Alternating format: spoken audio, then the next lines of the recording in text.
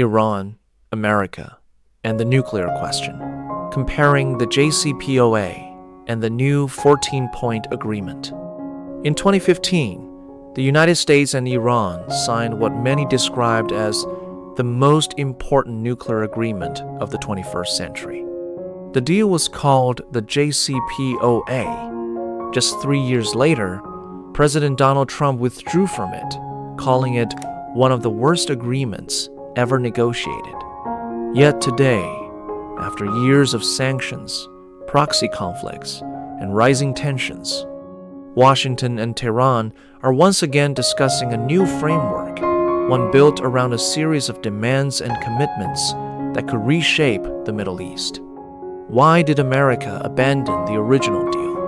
What did Iran gain from it? And is the new framework truly different, or simply the JCPOA under a new name? Let's find out.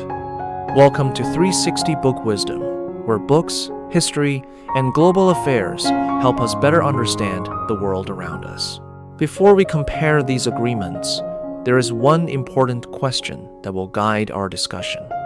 Is the Islamabad Memorandum of Understanding a continuation of Donald Trump's maximum pressure strategy toward Iran?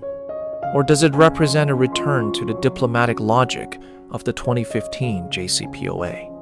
To answer that question, we must first understand what the JCPOA was, why the United States withdrew from it, and how the new framework compares with both the Obama-era agreement and the Pompeo doctrine that followed.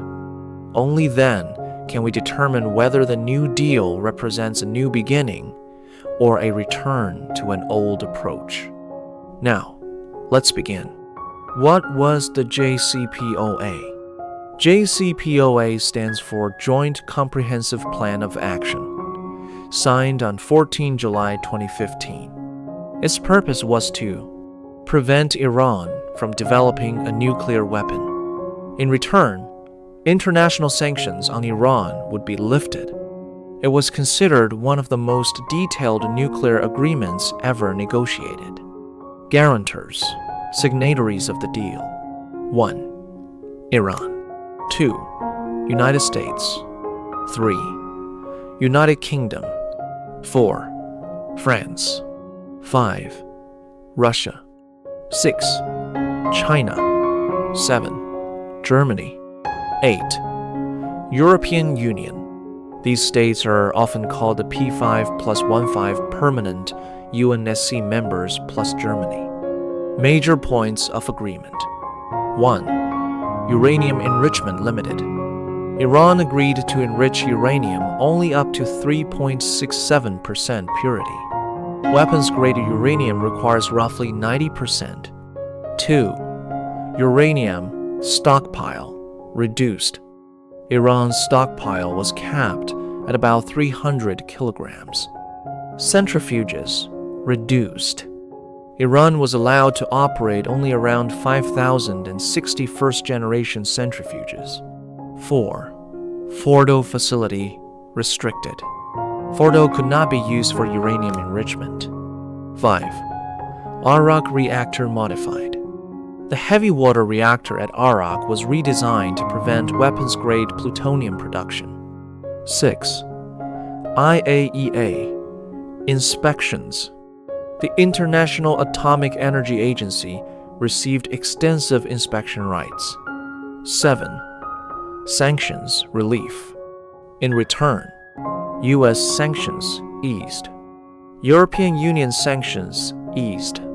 UN sanctions eased, just after verification of compliance. Now the question is, why did Trump withdraw from the agreement? On the 1st of May 2018, President Donald Trump unilaterally withdrew the United States from the JCPOA. They argued due to 1. Sunset clauses. Some restrictions would expire after 10-15 years. Washington argued Iran could restart activities later. 2. Missile program not covered. The agreement focused on nuclear issues. It did not stop Iran's ballistic missile program. 3. Regional activities. The deal did not address Iran-backed militias, regional influence, activities in the Middle East. 4. Maximum pressure strategy. Trump believed sanctions could force Iran into a broader agreement. The 14 U.S. demands.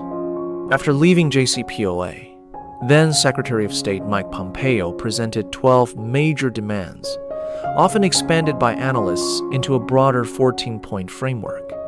Nuclear-related. 1. Full declaration of all nuclear activities. 2.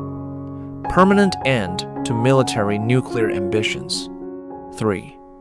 Unlimited IAEA inspections. 4.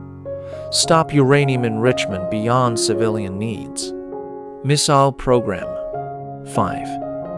End ballistic missile development. 6.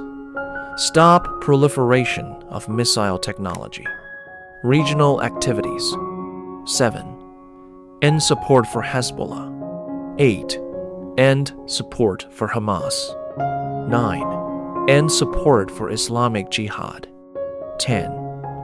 End support for Iraqi militias. 11.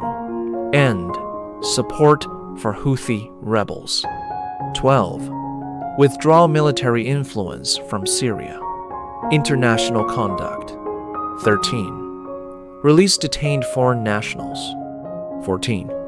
Stop threats against regional states and shipping routes. The new 2026-14.2026 U.S.-Iran Islamabad Memorandum. All 14 points summarized from public text. 1. Immediate and permanent end to military operations on all fronts, include Lebanon. No future initiation of war, threat, use of force ensures Lebanon's sovereignty. 2. Respect each other's sovereignty, territorial integrity, and no interference in internal affairs. 3. Commit to negotiating and achieving a final deal within maximum 60 days, extendable by mutual consent. 4.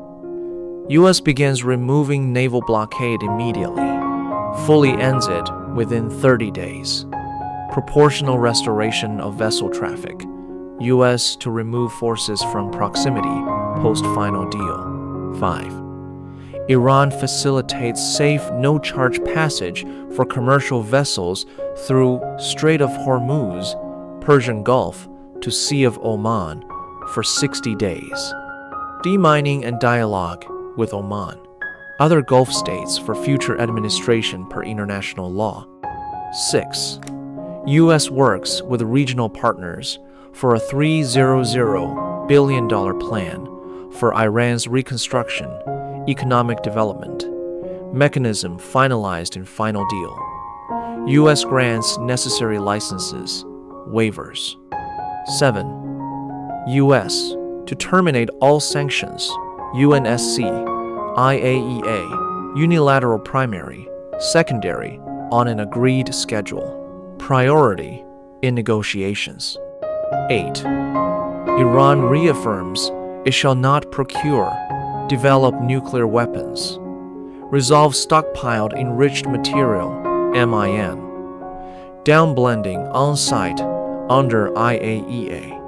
Discuss enrichment and nuclear needs in final deal. 9. Maintain status quo pending final deal. Iran keeps current nuclear program status. U.S. imposes no new sanctions or deploys additional forces. 10. U.S. issues immediate waivers for Iranian oil exports, products, and associated services, banking, insurance, transport. 11. Make frozen, restricted Iranian funds, assets fully available, usables upon implementation, mutual agreement on procedures. Iran designates beneficiaries.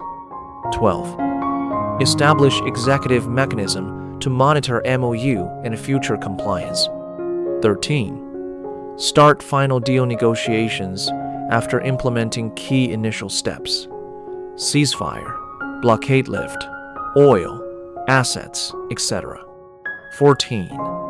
Final deal, to be endorsed by a binding UN Security Council resolution. Similarities between JCPOA and the new framework. 1. Both focus on nuclear restraint. Preventing Iran from obtaining nuclear weapons remains the central objective. 2. Sanctions relief for compliance. Iran receives economic benefits in exchange for restrictions. 3. Diplomacy instead of war. Both agreements attempt to reduce confrontation. 4. Verification mechanisms. Monitoring and compliance remain core issues. Major differences between JCPOA and the new 14 points framework. Scope. JCPOA was narrowly nuclear focused, with some regional nods, but limited. The 14-point is broader: ceasefire, Hormuz navigation, Lebanon, sovereignty, reconstruction fund, full sanctions lift, and proxy issues implicitly. Structure. JCPOA had specific, time-bound technical caps. 14-point is a high-level interim MOU, defers details, nuclear stockpile, enrichment limits, missiles, to 60-day final talks. More flexible, but vaguer.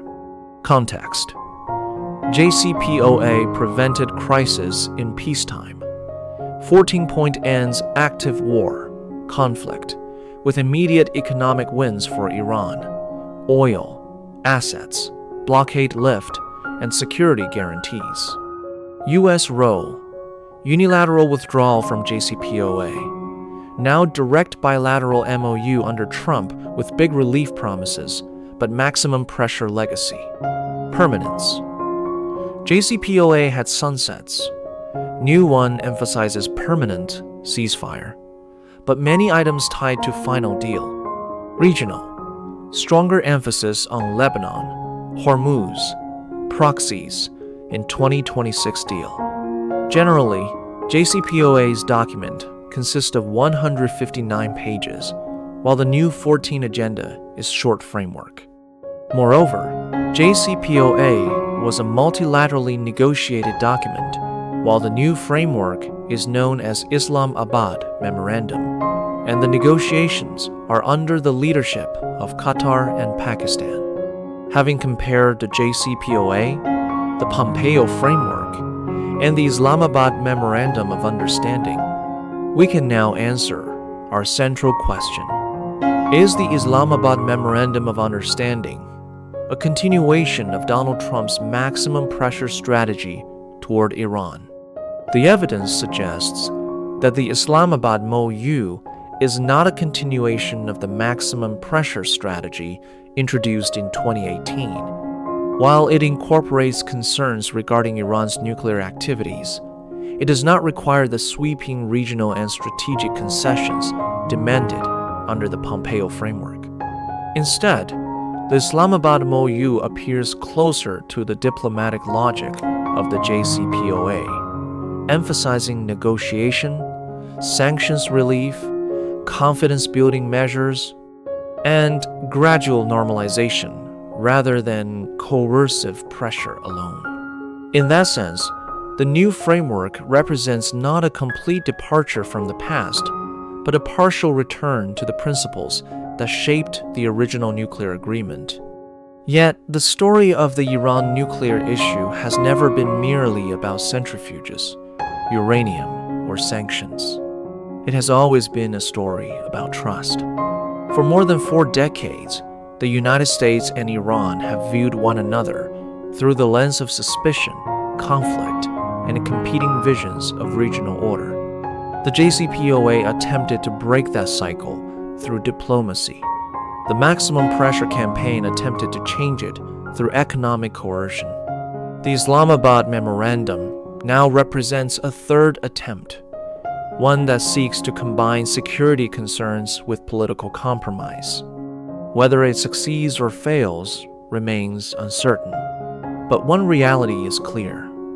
After years of confrontation, both sides have once again returned to the negotiating table. And that may be the most important lesson of all, that even the most entrenched rivalries eventually return to dialogue.